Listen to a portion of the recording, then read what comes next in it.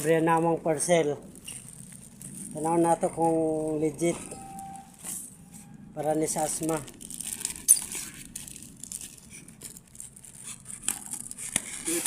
Visualizer ni siya discharge. Ha? 285.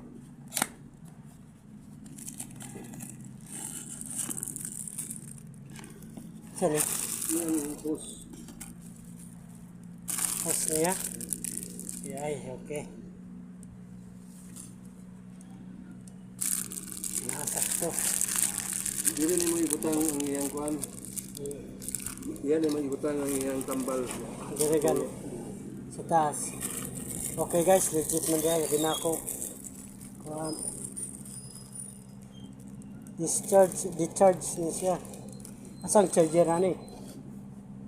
Ay ra. Type C. Type C. Ang ulo ana ni man, traktor. Ay, Wala. ako mahulog. Cellphone eh. Charger na ako sa cellphone. Okay ni. Mayo.